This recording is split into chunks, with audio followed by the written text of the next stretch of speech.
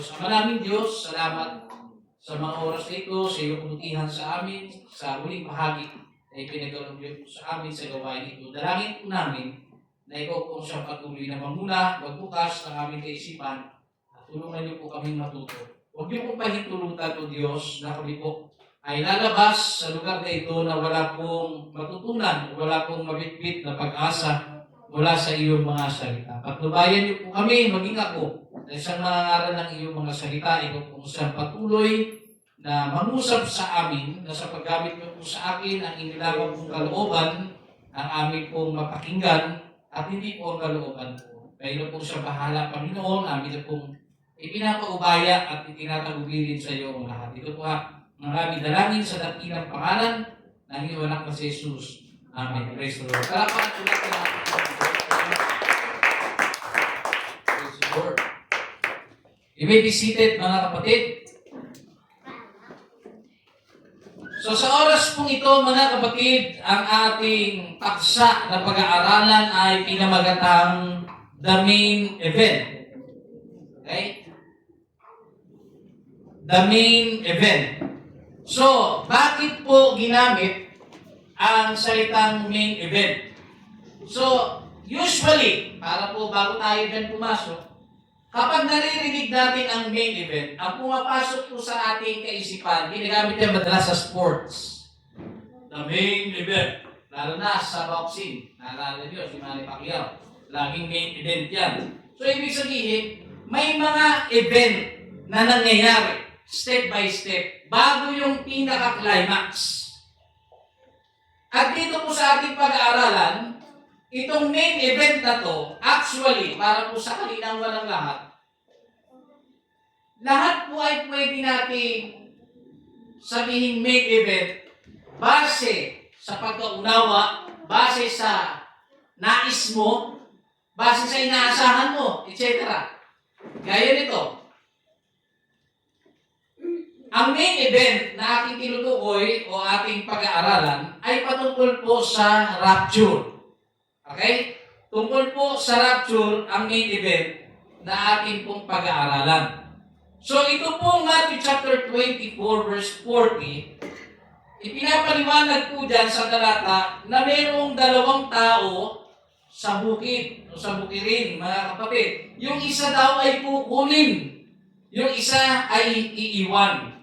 Meron naman dalawang babae daw na gumigiling, hindi sumasayaw gumigiling mga kapatid, nagka-crush mga kapatid ng porn o kung ano man ang kanilang dinudurog, mga kapatid. Ang isa daw ay kukunin, ang isa ay iiwan.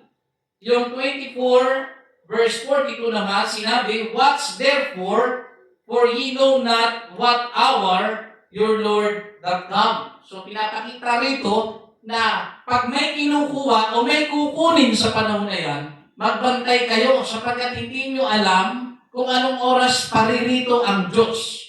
So may malinaw na mensahe, darating ang Diyos. Ang malinaw na mensahe, ang gusto iparating sa atin, ng talata na ating binasa, may Diyos na babalik upang kunin ang mga taong mananampalataya. Hindi lahat ng tao kukunin ni Jesus sa oras na siya po'y bumalik. So I just want to clarify again. May babalik. Ang Diyos ay babalik. Tiyak yun mga kapatid. At ipinaliwanag ka dyan, may maiiwan. Okay? So, ang layunin po ng ating pag-aaralan ay maihanda po tayong lahat sa nalalapit na pagdating ng ating Panginoong Hesus. Sa maniwala man po tayo o hindi, babalik ang Panginoon sa oras na hindi po natin inaasahan. Ngunit sa pagbabalik ng ating Panginoon, gaano kaya karami ang mga tao sa mga tao na nakatitiyak na sila'y makakasama sa pagdating ng Diyos? Kung ito nga po itawagin mga kapatid ay rapture, no? yung rapture, ang main event ay ang rapture. Yung rapture, wala po tayong mababasa sa Biblia na word for word na rapture, sapagkat ito po'y galing sa wikang Latin. Okay? Galing po sa wikang Latin ang salitang rapture. Ang pinagmulan po niyan ay sa Latin nga po na ibig sabihin ay raptus. Pag sinabing raptus, dinala, inagaw, hinablot. Dinala, inagaw, hinablot. Tandaan niyo po, pagbalik ng Panginoon, dadalhin niya tayo, aagawin niya tayo, hahaplutin niya tayo mga kapatid mula dito sa mundong ito. Dahil ang mundong ito ay hindi po para sa atin. Sa lahat ng mananampalatayang makakapakinig ng tinig na ito, kung ikaw ay mananampalataya ng ating Panginoong Hesus at tunay na naglilingkod sa ating Panginoon, sa oras na dumating ang Diyos, na kung tawagin nga ay rapture, hahablutin po niya tayo. Kukunin niya po tayo rito. Hindi po ba't napakagandang balita ito, mga kapatid? Sa isang pangwikang Tagalog, pagdagit. Yun. So ito yung ginagamit sa Bible pag sinasabing pag-agaw. Yan. So yan po yung ginagamit. Ngayon po, malinaw na po ba? Ang rapture, hindi po natin word for word mababasa sa Biblia, sapagkat ito po yung wikang Latin. Ngunit ang ibig sabihin ng rapture sa wikang Tagalog, pag-agaw, paghablot. Wala man ang salitang rapture, word for word, pero yung meaning nun, nakapaloob sa Biblia. Naman po natin, mga kapatid. Ngayon po, tignan po muna natin, pansamantala, kung ano po ba yung rapture, kung ano yung mangyayari, kung ano yung kaganapan. Meron po tayong maiksing video. Ito'y pagsasadula lamang sa oras na tumunog ang trumpeta at dumating ang Diyos. Ano po bang mangyayari sa mga mananampalataya o sa katauhan? Sige, tingnan natin mga kapatid.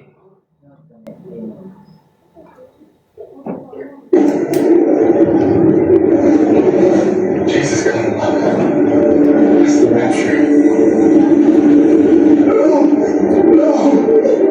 Oh, what's happening? Where did they go? Don't leave me. Please. We're getting to church fast enough. I'm running as fast as I can. The rapture's already happened. It's too late. You're left behind. Please come back. Come get me. Don't leave me here. Baby, you need to get your life right. I don't want you left here when the Lord comes to take his people home. Mommy, nobody believes in all that. One day you'll wish you did. Mama? Oh my, this is the rapture and I don't... I had somebody sitting along there pulling me down. You made the right choice, baby. When Jesus comes to take his children in the sky, you don't want to be left behind. Keep walking with Jesus Christ. Mercy and do what's right. Son? Where did you go? Please, don't leave me. And the trumpet shall sound. I shall not.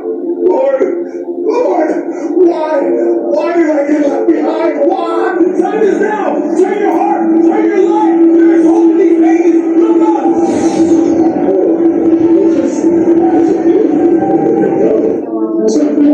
Dad, I told you, I'm gonna hang with my homeboys tonight one last time, then I'm gonna give my life to the Lord. I got you. Daddy, where are you? Daddy, I've been left behind. Yeah. So nakita po ninyo mga kapatid, ito po ay senaryo o pangyayari na kung saan pag dumating ang Panginoon, ang sabi ng Biblia, sa isang mata, yung twinkling of an eye, yung, di ba pag pumingit ka, kurap ng mata yan. Sa isang kurap ng mata mo, isang mata, kukunin ng Diyos ang mga mananampalataya.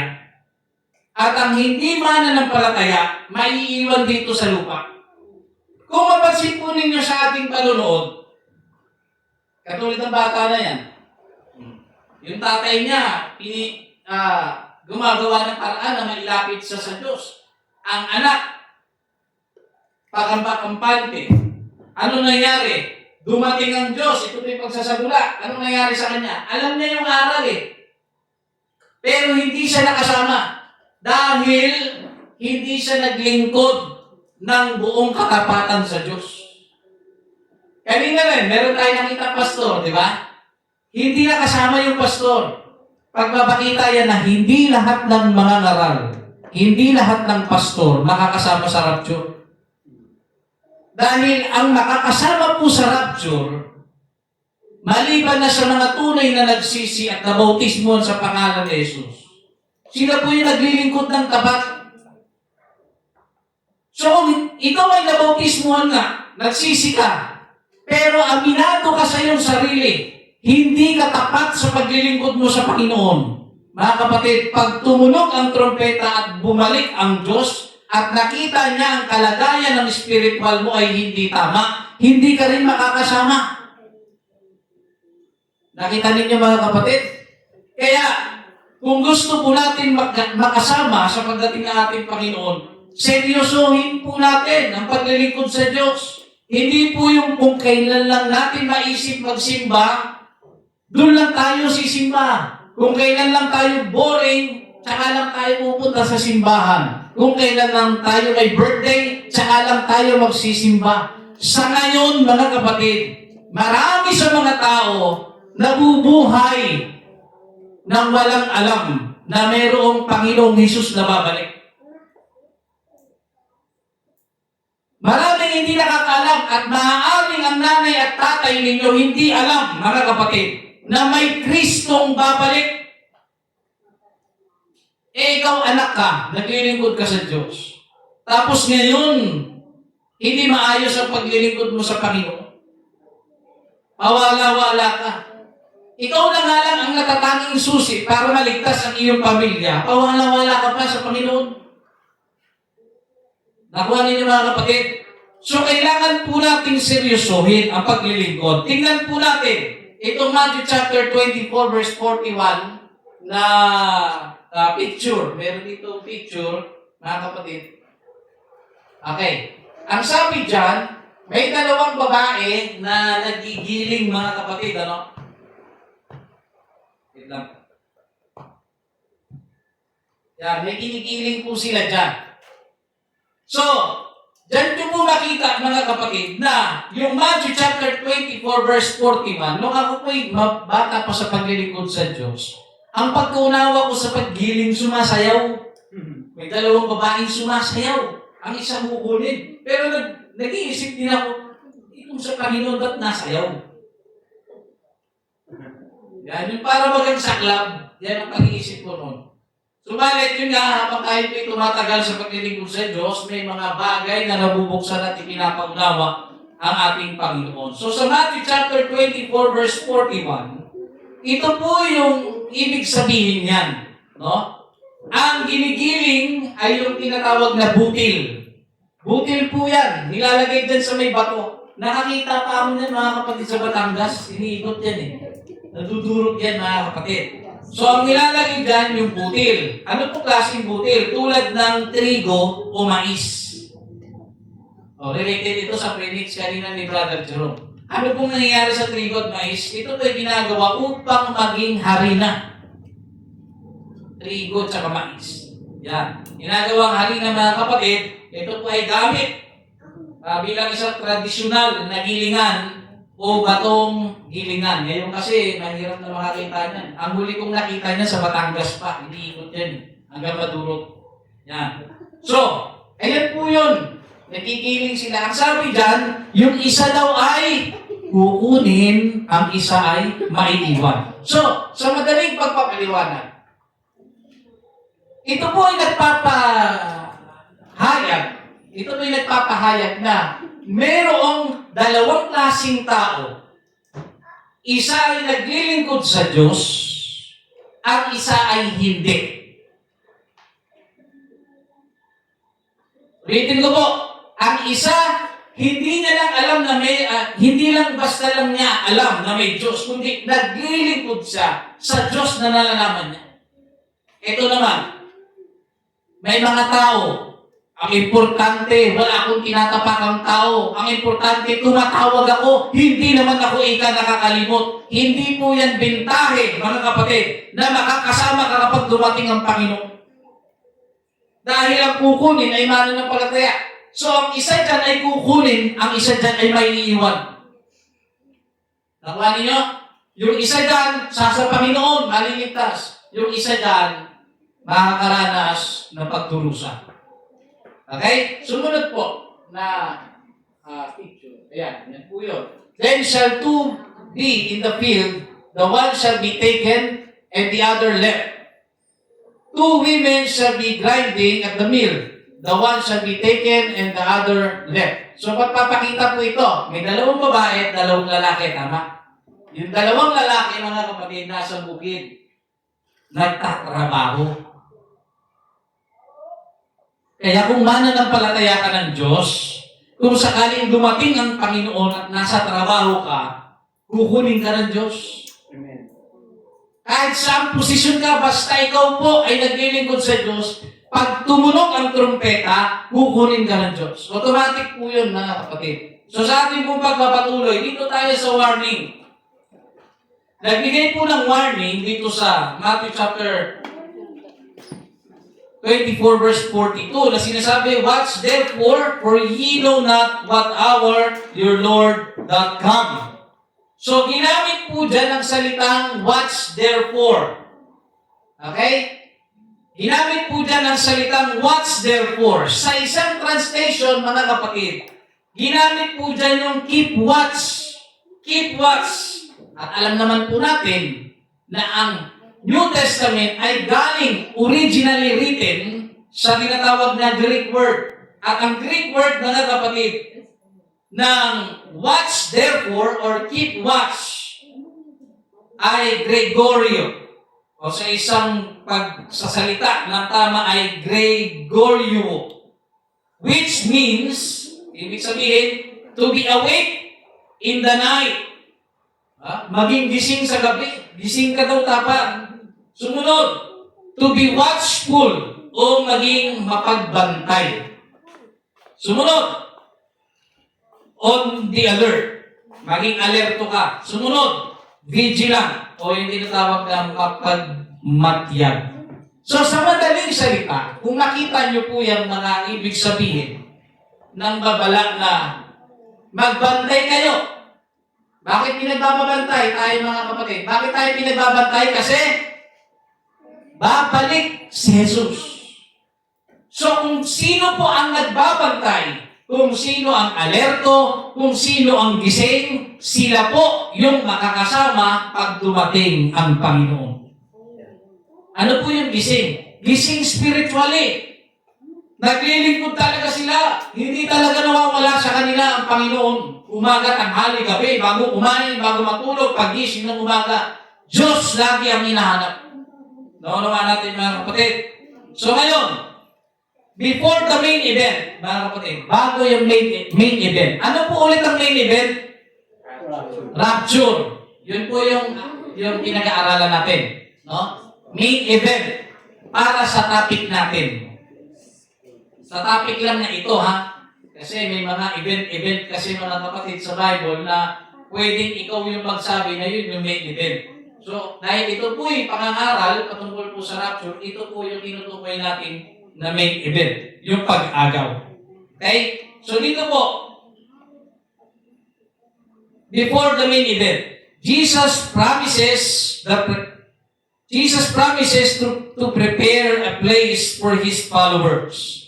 In the book of John chapter 14 verse 1 hanggang 3, sinabi ng Biblia, "Let not your heart be troubled. Ye believe in God, believe also in me." Sinasabi ni Jesus sa kanyang pangakong pagbabalik, huwag magulumihanan ang inyong puso. Huwag kayong matrouble. Huwag kayong mag-alala. Huwag kayong mabalisa. Mga kapatid, inuulit ko. Huwag kayong mag-alala, huwag kayong magbalisa, huwag kayong magulumihanan. Ang alin? Ang puso ninyo. Huwag kayong maapektuhan sa kung anuman. Bakit daw mga kapatid? Sapagkat ang sabi ng Biblia, manampalataya kayo sa Diyos, manampalataya din kayo sa akin.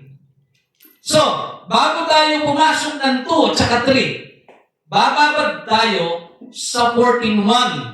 Sinabi dyan, let not your heart be troubled. No? Huwag magulumihanan. Huwag mabagabag. O, huwag kang matakot. Huwag matakot ang iyong puso. Ang Matthew chapter 6 verse 25, kapag yan po ay binasa natin, sinasabi dyan, kaya nga sinasabi ko sa inyo, huwag kayong mga balisa sa inyong pamumuhay. Bago po sinabi ni Jesus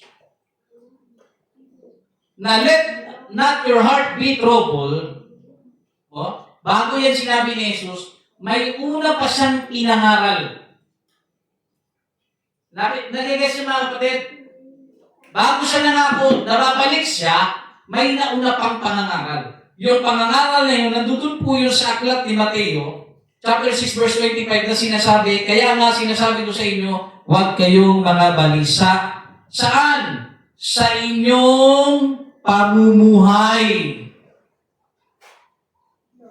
Huwag kayong mabalisa. Huwag kayong mag-alala sa inyong pamumuhay. Pag sinabing pamumuhay, kasama na po dyan ang trabaho, kasama na po dyan mga kapatid yung mga gawain mo sa bahay, gawain mo sa buhay, lahat ng bagay, lahat ng aspeto patungkol sa buhay, sinasabi ng Panginoon, huwag mong pagkabalisahan. Huwag mong pagkabalisahan yan.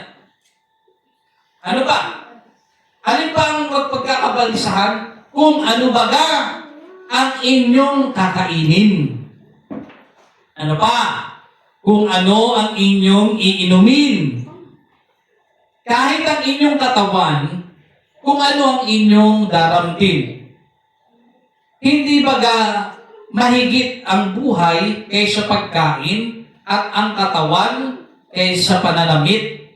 So dito po natin mapapansin sa pangangaral ng ating Panginoong Hesus, huwag kayong mga balisa sa inyong pamumuhay.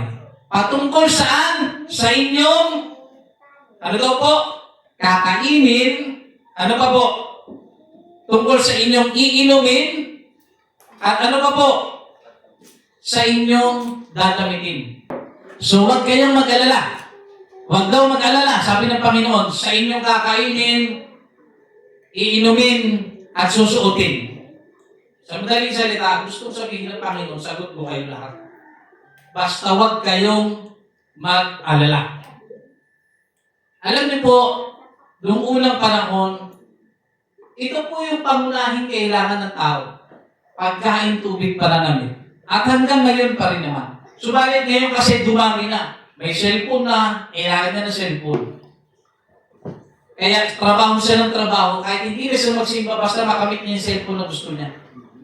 Samantalang nung araw, huwag niyong alalahanin ang pagkain, ang inyong daramtin, ang inyong inumin. Sagot yan ng Diyos, mga kapatid. So ngayon, mga kapatid, higit na mas mahalaga daw ang buhay kaysa sa pagkain. At ang katawan kaysa sa pananamit. So pinapakita nito, mga kapatid, na nais ng Panginoon, huwag tayong mag-alala. Magtiwala tayo sa Kanya. Kaya nga mga kapatid, nakakalungkot po isipin, may mga tao, ang sabi nila, hindi naman ako kikita dyan.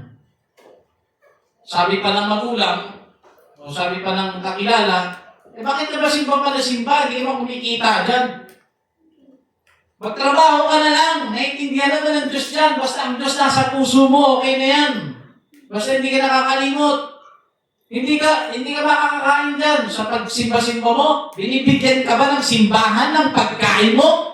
Hindi na sinasabi. Uminsan ng mga mahal natin sa buhay.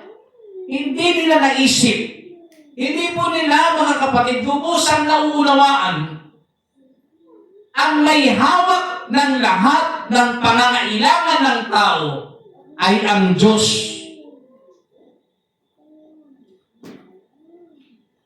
Kaya kung puro ka trabaho, wala kang panahon Diyos, pinakikita ng iyong mga gawa na hindi mo kailangan ang Diyos. Dahil mas mahalaga sa iyo ang pera kaysa sa Diyos. Mas mahalaga sa iyo ang kumita ng salapi kaysa sa Diyos. Hindi po masama ang pagtatrabaho. Subalit kung ang pagtatrabaho mo ang ginagamit mong dahilan kung bakit ayaw mong maglingkod sa Diyos at wala kang panahon sa Panginoon, may problema ka dyan, kapatid.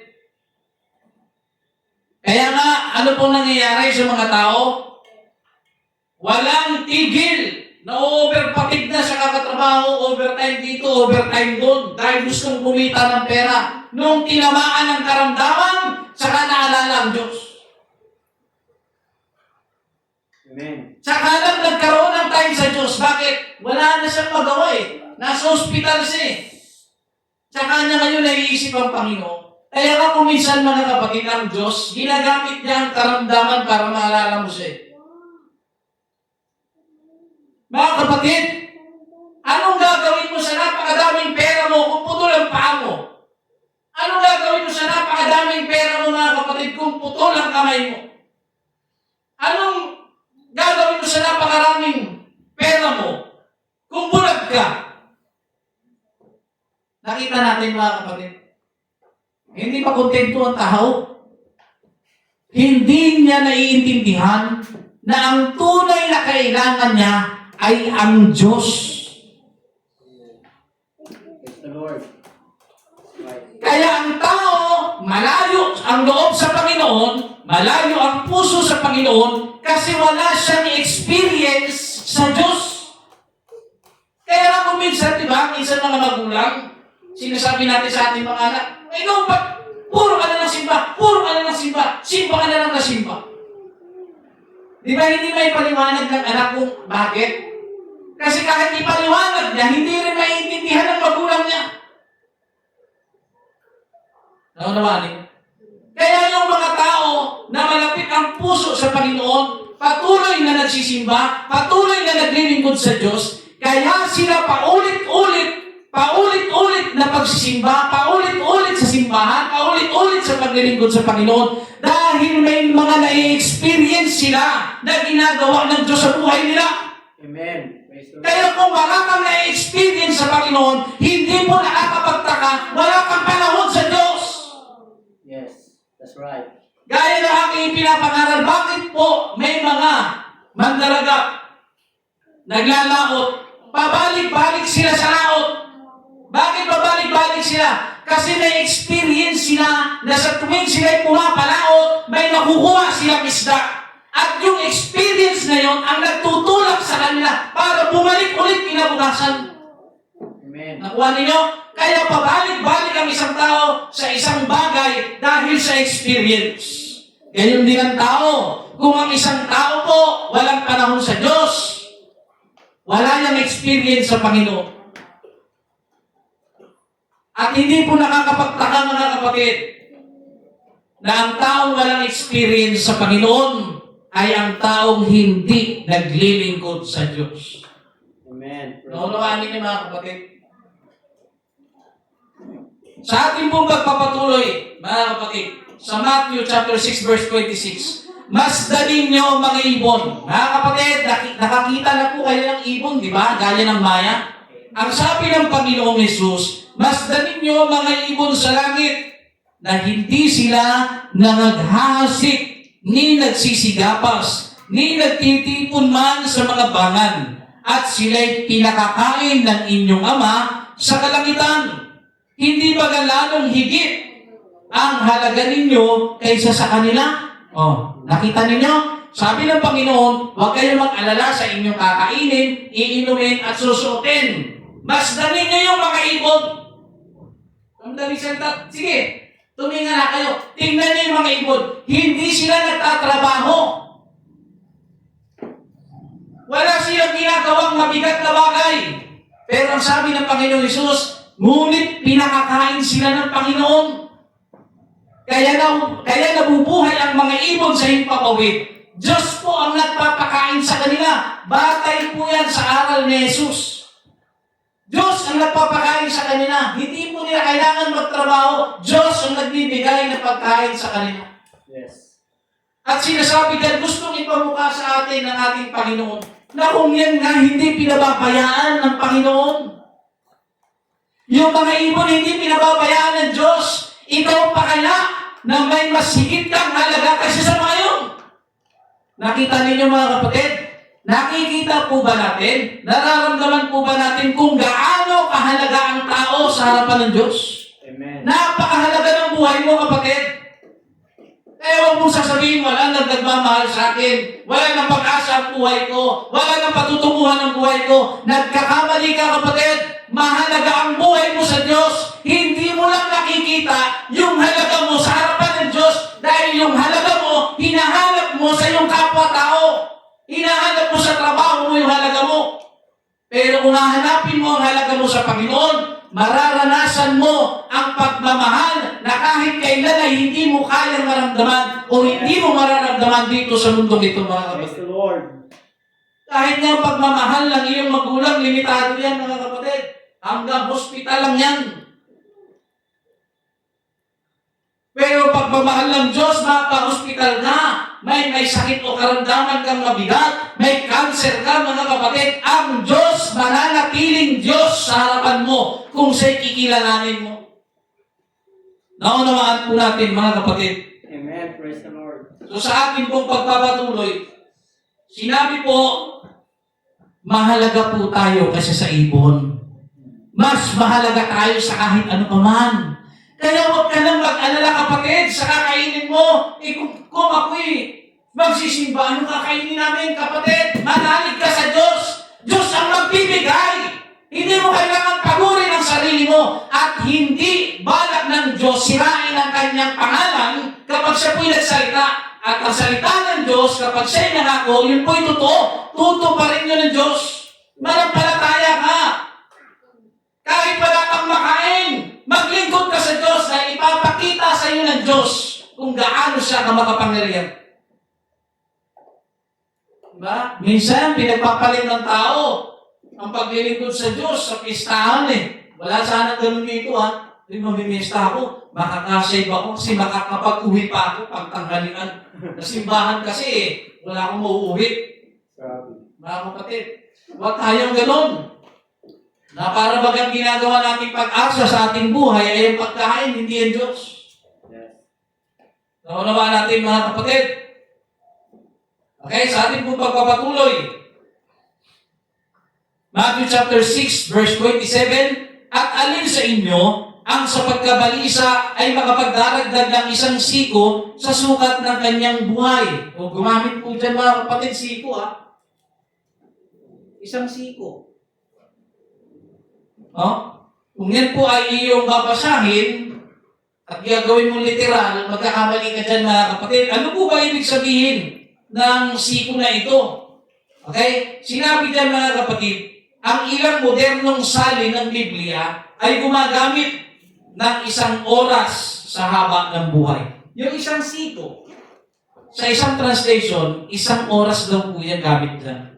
Sino sa inyo makakapagpahaba ng kanyang buhay ng 1 oras sa pamamagitan ng pagkabalisa o pamumroblema? Di ba wala? Mga kapatid, yan. Sa halip na sukat ng katawan, ngunit pareho ang diwa nito. Ang kawalan ng kakayahan ng tao na baguhin ang sariling kapalaran sa pamamagitan ng stress o pagkabalisa. Tandaan niyo po, hindi po magbabago ang buhay ninyo kung lagi na lang kayong namumroblema. May problema ako sa bayarin, may problema ako sa hulugan. Kung yan lagi ang iyong iniisip, hindi mababago ang buhay mo. Hindi kaya yaman dyan, kapatid. Kaya nga sinasabi ng Biblia, huwag kayong mabalisa. Tigilan nyo na yung pag-aalala. Ako nang bahala. Yan ang gustong iparating ng Diyos, mga kapatid, sa atin. So, ulitin ko po, mga kapatid, ang kawalan ng kakayahan ng tao na baguhin ang sariling kapalaran sa pamamagitan ng stress o pagkabalisa. Ngayon, Dadako naman tayo sa John chapter 14 verse 2. Kasi kanina, let not your heart be troubled. So maliwanag na sinasabi, huwag na tayo mag-alala. Maliwanag po ba? Huwag na kayong mag-alala kung anong kakainin, iinumin at daramdamin ninyo. Manampalataya tayo sa Diyos, sagot tayo ng Diyos. Basta maglingkod lang tayo, ang isip at puso natin, maglilingkod ako. May makain man ako o wala, maglilingkod ako sa Panginoon. I-motivate mo ang sarili mo, tignan mo ang mga ibon. Kung sila hindi pinababayaan ng Diyos, ikaw pa kaya na mas higit kang mahalaga kaysa sa mga ito. Naunawa natin mga kapatid, John chapter 14 verse 2, sumunod na talata, in my Father's house are many mansions. If it were not so, I would have told you, I go to prepare a place for you. Tingnan niyo po, mga kapatid. Sabi ng Biblia, I go to prepare a place for you. Pupunta ako noon, ipaghahanda ko kayo ng lugar na matitirahan ninyo. Ipaghahanda ko kayo. Ang Panginoong Jesus ang maghahanda. Nakuha ninyo mga kapatid. Sa maghahanda. Number 3. And if I go and prepare a place for you, I will come again and receive you unto myself, that where I am, there ye may be also. So pinapakita nito mga kapatid na kapag daw siya ay nandoon na sa langit, which is nandoon naman na siya ngayon kasi umalis na siya eh. Sabi niya mga kapatid, ipaghahanda ko kayo at pag napaghandaan ko na kayo ng matitirahan, babalik ako. Inuulit ko po, pag naihanda na ng Diyos ang matitirahan nating lahat na mga mananampalataya, mga taong nagsisi na bautismuhan sa pangalan ni Jesus, naglilingkod ng buong katapatan sa pagtitiis, paghihirap o kasaganahan, nariyan sa naglilingkod sa Panginoon, tatanggap po tayo ng tirahan sa langit. Naunawaan natin mga kapatid, I will come again. Babalik si Jesus. Di ba may kanta na, alam niyo yung kanta na, si Kristo'y namatay, si Kristo'y nabuhay, si Kristo'y babalik sa wakas ng panahon. Alam niyo po yan? Amen. Ito po yan mga kapatid. Babalik ang Panginoon.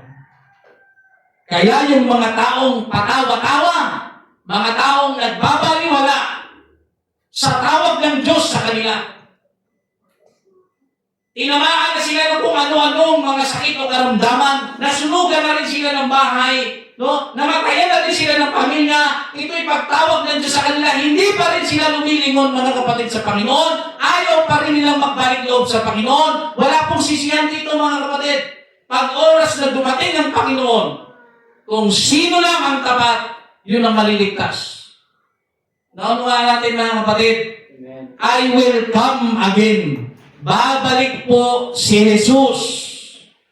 Inuulit ko po, ilagay nyo sa isipan ninyo, babalik si Jesus mga kapatid. At kung kailan, walang nakakaalam. Ngunit isang tiyak, babalik ang Panginoon. Kaya kung naghihirap po tayo rito, nagdurusa tayo rito, kung ano man po ang ating pinagdadaanan ngayon, gaano man ito kabigat, magpatuloy lamang po tayo dahil sabi ng Panginoon, babalik ako. Kukunin ko kayo. Naunawaan po natin mga kapatid. Ngayon po, while we are waiting for the main event, guard your heart.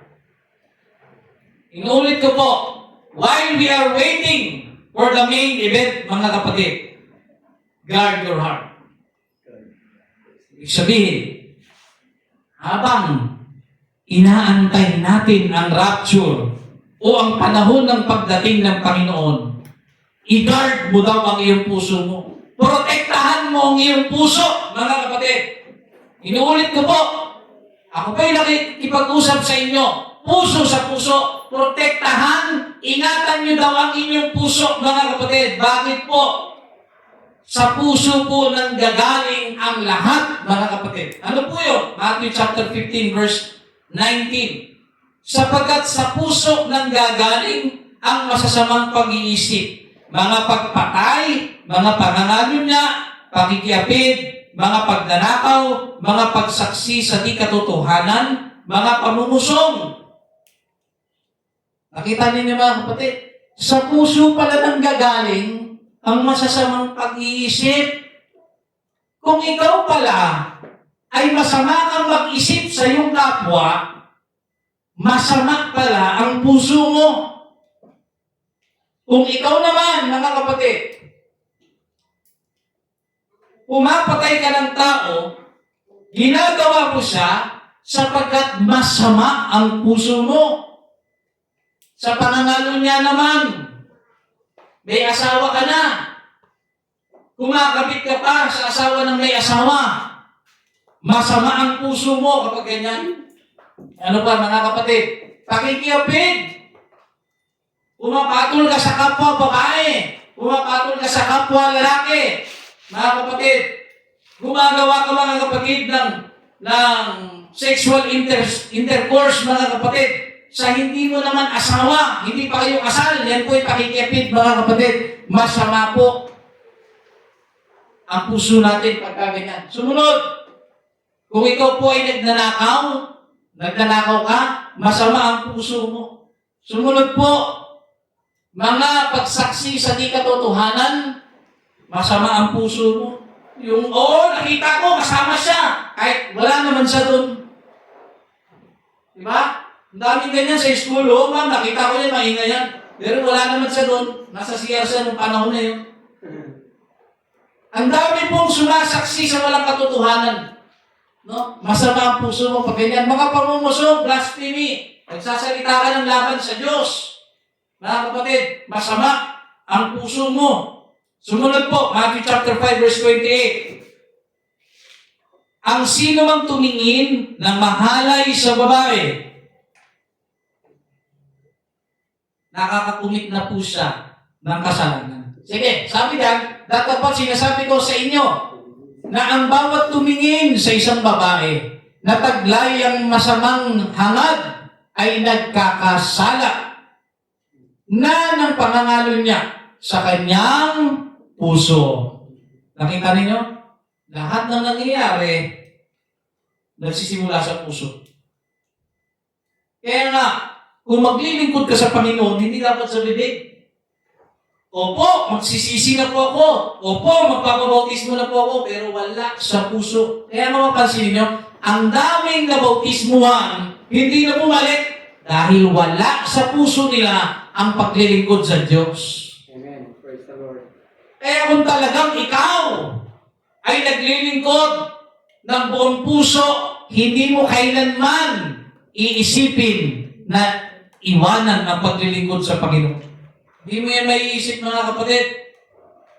O sa ating pong pagpapatuloy, Matthew chapter 12 verse 35, ang mabuting tao sa kanyang mabuting kayamanan ay kumukuha ng mabubuting bagay.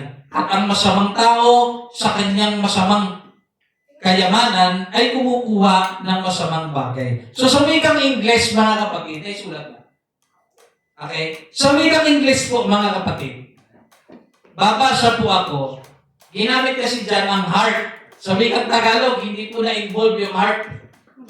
Sabi sa Matthew chapter 12, verse 35, a good man out of the good treasure of the heart. Nakita niyo? The heart bringeth forth good things. Kung ang isang tao pala mga kapatid, ay may mabuting puso, lahat ng kanyang sinasabi, inaakto, lahat ng lumalabas sa kanya, ay mabubuti sapagkat ito'y galing sa kanyang puso. O mga kapatid, huwag kayo masasaktan ha, medyo mayroong kirot itong sasabihin ko. Kung kayo po'y naglilingkod sa Panginoon, hanggang ngayon sinungaling ka pa rin, hanggang ngayon mga kapatid, no? Sumasagot-sagot ka sa iyong magulang. Hanggang ngayon, mga kapatid, nagmumura ka pa rin. Hanggang ngayon, mga kapatid, pagka nakanti ka lang ng konti, nagsasalita ka agad na, mamatay ka na. Mga kapatid, masama ang puso mo. Tandaan niyo po ito, mga kapatid. Kung tunay kang mananampalataya ni Jesus, hindi lumalabas ang masasamang salita sa bibig mo. Hindi dapat yan lalabas. Kaya ako mga kapatid, sabi ko sa inyo, tigilan nyo na po yan, yung mga ekspresyon na konting tulak. Baliw ka talaga. Siraulo ka talaga. Hindi siya magandang pakinggan mga kapatid. Lalo na yung sinasabihan kong siraulo, wala namang diagnostic na inilabas na siraulo siya. Wala namang diagnose ng doktor, hindi siya na-diagnose na siya ay may sira ang tuktok. Tapos sasabihin mo, baliw siya. Tigilan niyo yan mga kapatid. Ako po nagsasabi sa inyo, yung mga expression na hindi maganda, tigilan niyo po yan mga kapatid. Tigilan niyo po yan. Yung mga pagmumura, yung mga pagsisinungaling, mga expression na hindi maganda mga kapatid. Kunting ikaw, baliw ka talaga. Sabihin mo yan pag may nilagay, may ipinilisita sa sa'yo papel na nag-diagnose siya, friend, baliw ka talaga. Pero kung hindi baliw ang tao, huwag mo sasabihin baliw. Kung hindi naman sinungaling ang tao, huwag mo sasabihin sinungaling. Kung duda lang naman. Okay? So ayun po, mga kapatid. Maliwanag po ba? A good man out of the good treasure of the heart bringeth forth good things. Kaya nga mga kapatid yung taong mabuti talaga, hindi nyo napansin, yung taong mabuti, kahit na ginagawan siya ng masama, ang reaction niya, ano siya? Pero yung mga pinsanin niya, titirahin na natin, gantihan na natin, sabihin mo lang. Anong sasabihin ng taong may mabuting puso? Pabayaan niyo siya. Kaya Diyos na ang bahala sa kanya. Ang taong may mabuting puso, hayaan niyo siya. Ganun lang siya mga kapatid. Dahil pinapaubaya niya sa Diyos ang lahat. Hindi pag may narinig ka, may nakaaway ka, sabi sa'yo ng nakaaway mo, mamatay ka na. Sinugot mo rin, mamatay ka na rin 2 times. Grabe mga kapatid. Nakikipagsagutan ka. Alam mo yun, para kung nakikipag-asaran sa baliw. Pag nakikipag-asaran ka sa baliw, sino mas baliw sa inyo mga kapatid? Matino ka nakikipag-asaran ka sa baliw? Hindi ba Hindi ba tingin sa iyo ng tao baliw ka rin dahil pumapatong mo sa baliw? Huwag mong ibababa mga kapatid ang level ng iyong pagiging mananampalataya sa mga siraang salitaan. Huwag po natin gagantihan na masamang salita pabalik ang gumagawa sa atin ng masama. Naunawaan po natin mga kapatid. Okay? Sa conclusion po tayo. Question. Meron po ditong 3 questions na aking inihanda. Una, kamusta ang puso mo ngayon? Sige nga, kamustahin natin mga kapatid. Kamusta po ang ating puso ngayon? Saliksikin po natin. Sumunod, anong bagay ang naghahari sa puso mo ngayon? Huwag niyo sabihin na. Kung utang yan, sige, lagay mo lang yan. Naghahari sa utang mo, utang. Sabi ko, utang, pagising mo, hindi ka makatulog sa utang. Pagtulog mo, hindi ka makatulog dahil may mga utang ka. Kung ano man ang mararamdaman nyo kasi yan Diyos ba ang talagang panguna sa puso mo? O may iba pa? Baka mas lamang yung pagkabalisa. Mas lamang yung problema. So, kamustahin natin. Ano bang bagay ang naghahari sa puso mo? Sumunod. Puno ba ng pagkabalisa ang puso mo? Okay? Mga kapatid, be honest lang, puno po ba tayo ng pagkabalisa? Ang sabi rito, punuin mo ngayon ang puso mo ng pag-asang mula sa Diyos. Palitan mo ng pag-asa. Yung nandiyan sa puso mo. Punuin mo ang puso mo ng pangako ng Diyos. Ang sabi ng Biblia, tumawag ka sa akin, sasagutin kita. Yun dapat mga kapatid na nasa puso natin. Sumunod. At ilagay mo sa puso mo na babalik ang Diyos. So, nasa puso mo ba, mga kapatid, ang main event? Dito tayo, mga kapatid. Marami na tayo magtapos. Nasa puso mo ba natin, mga kapatid, yung main event o yung rapture? Alam niyo po, ha? To be honest, maraming mananampalataya nabubuhay na parang walang Diyos na babalik. Inuulit ko po. Maraming mananampalataya nabubuhay sa mundong ito na parang walang Diyos na babalik. Alam niyo kung bakit? Sa paglilingkod sa Panginoon, makikita mo hindi seryoso. Sa paglilingkod sa Panginoon, konting ulan, hindi magsisimba. Sa paglilingkod sa Panginoon, mga kapatid, dahil hindi siya seryoso, walang bigat. Wala siyang nararamdamang lungkot kapag hindi siya nakakapagsimba. Ang nangyayari, okay lang. Masaya pa nga siya. O mga kapatid, ako kayo masasaktan, ako pinagsasalarawan ng tunay na nangyayari sa ating panahon. Maraming mananampalataya, pag hindi nakapagsimba, parang walang may nawala sa kanya. Parang walang panghihinayang, walang guilt, walang lungkot, walang lumbay, parang okay lang. Yung feeling na parang nakapagsimba ka rin. Alam niyo yung ganun pakiramdam? Alam niyo mga kapatid, hindi po tama yan. Huwag po tayong tumulad sa maraming mananampalataya na nabubuhay na parang walang Diyos na babalik. Pero hindi ko maintindihan sa era ngayon, sa panahon ngayon mga kapatid, ang kabataan, masaya pa yata kung hindi makapagsimba.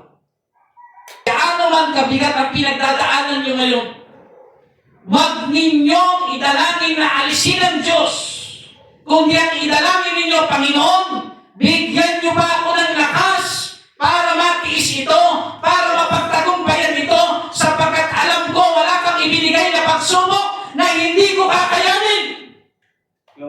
Sabi ng Biblia sa 1 Corinthians chapter 10 verse 13, wala pang pagsubok na ibinigay sa atin ng Diyos na hindi natin kaya. Sa halip, pagdating ng pagsubok, bibigyan niya tayo ng lakas para mapagtagumpayan yun. Kaya ito po'y nagpapakita, mga kapatid, gaano man kahirap ang iyong pinagdadaanan, na kung sa tingin mo ikaw na ang pinakamahirap, mahirap ka pa sa daga, tandaan niyo po mga kapatid, hindi ibibigay ng Diyos ang problema sa iyo na hindi mo kaya. Kaya mo yan. Yes. Kaya mo yan, kapatid. Kailangan mo lang manalig. Hindi mo talaga kakayanin kung hindi ka kakapit sa Panginoon. Kailangan mo munang matutunan kumapit, mga kapatid, para mapatutuhanan mo na ang Diyos po, mga kapatid, ay makapangyarihan. 1 Thessalonians chapter 4 verse 18, nasabi ng Biblia, mag-aliwan kayo sa isa't isa ng mga salitang ito. Tingnan niyo mga kapatid, malapit na po tayo matapos. Hingi lang po ng konting oras pa.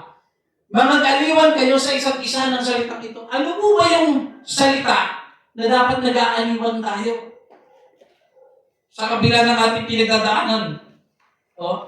Sabi nito sa 1 Thessalonians chapter 4 verse 16, 1 Thessalonians 4:16, sapagkat ang Panginoon din ang bababang mula sa langit na may isang sigaw, may isang arkanghel, at may pakakap ng Diyos, at ang nangamatay kay Kristo ay unang mga bubuhay na maguli.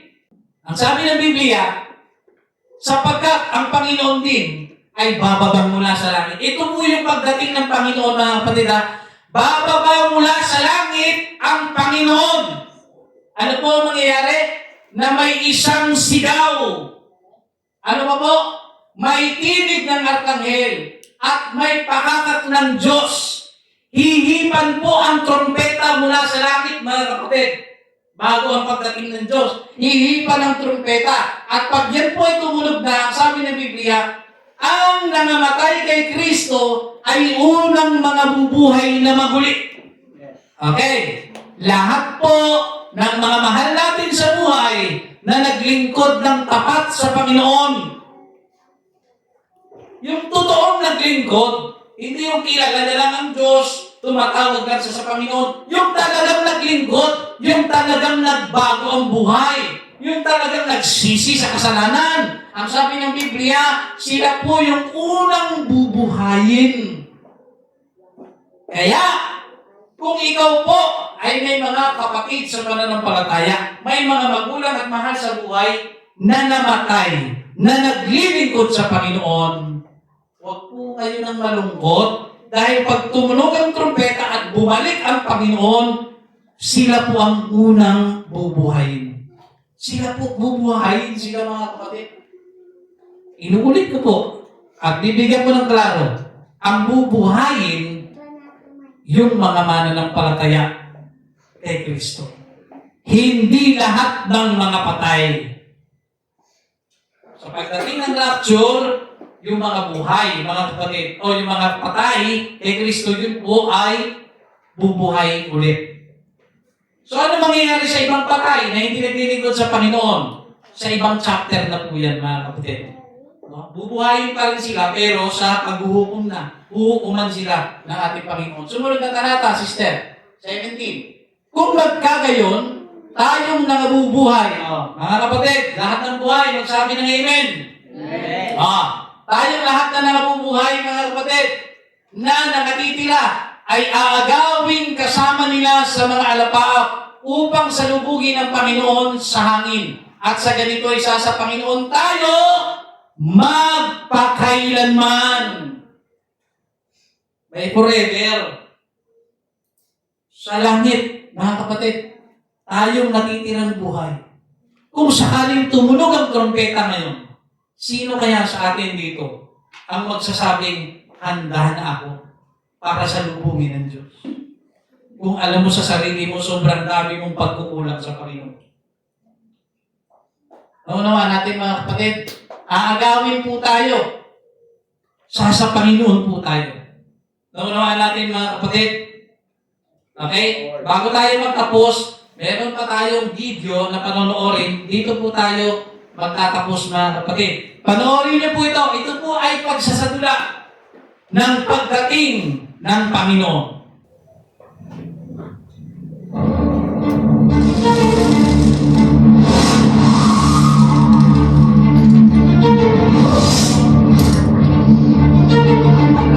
Yung mga nawawala, yan po yung mga nalarapsyon, mga kapatid.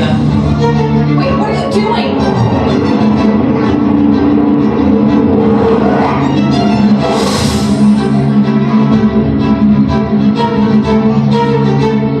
This breaking news just crossing the wire. Sources are confirming. Wait, something is happening.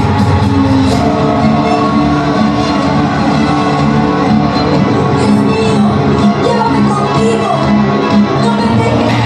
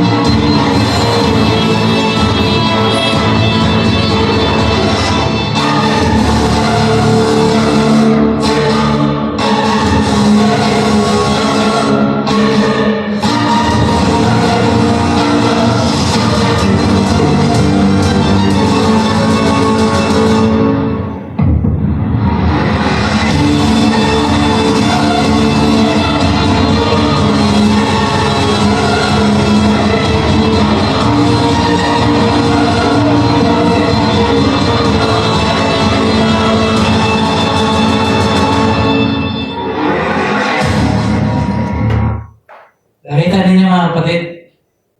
Di ba, ang daming mga kalamidad na nangyari, ang daming mga sakuna na nangyari. Gaya ng aeroplanong na nag-crash.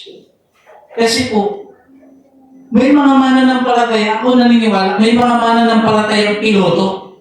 Paano kung dumating ang Diyos? Siyempre kukunin siya, di ba? Ano mangyayari? Sino magdadrive? Babagsak ka lang yun. Meron naman sa mga kotse, di ba? Di ba? Mga na-aksidente. Kasi yung nagdadrive, mananampalataya. Nung dumating ang Diyos, kinuha siya ngayon. So ano mangyayari sa sasakyan? Diretso yung nagdara hanggang mabangga. Ano ba? Yung magpo-propose, di ba? May magpo-propose na lalaki. Yung isa kinuha. Kasi yung isa mananampalataya eh. Yung isa hindi. Ngayon, tignan po ninyo ang inyong mga sarili, mga kapatid.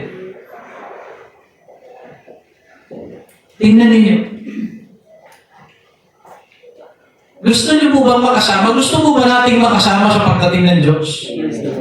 Kung gusto po natin makasama sa pagdating ng ating Panginoon, maglingkod po tayo ng totoo. Maglingkod po tayo ng tapat sa Panginoon. Iwanan na po natin yung mga alalahanin. Iwanan na po natin mga kapatid, yung mga bagay na nagpapalayo sa atin sa Panginoon. Mga kapatid, maglingkod po tayo ng may katapatan. Malapit na ang main event. Malapit na ang rapture, mga kapatid. Hindi natin alam. Pwedeng dumating mamaya, bukas, sa susunod na araw, o anumang sandali. Let us all stand, mga kapatid. Kung sakaling tumunog ang trumpeta ngayon, mga kapatid, at siyang pagdating ng ating Panginoon, gaano ka kasigurado na makakasama ka sa kaharian ng Diyos? So sa oras na ito, mga kapatid, lumapit tayo sa Diyos. Balikan po natin. Sariwain po natin yung ating ginagawang paglilingkod. Mga kapatid, sapat na ba ang ating ginagawang paglilingkod? Mga kapatid, kontento na po ba kayo sa inyong ginagawang paglilingkod? Okay na po ba kayo dyan? Mga kapatid, kamustahin po natin ang ating mga sarili. Sa lahat ng gustong makasama sa oras na dumating ang Panginoon, nakapagsisi na po ba tayo ng ating mga kasalanan? Nabautismuhan na po ba tayo? At kung nakapagsisi at nabautismuhan ka na sa pangalan ng ating Panginoong Hesus, tapat ka bang naglilingkod sa Panginoon? Mga kapatid, tanungin natin ang ating mga sarili at sa oras na ito, sariwain natin. Magbalik loob tayo sa Panginoon sa tamang paglilingkod. Let us come to the Lord, mga kapatid, and let us worship the Lord.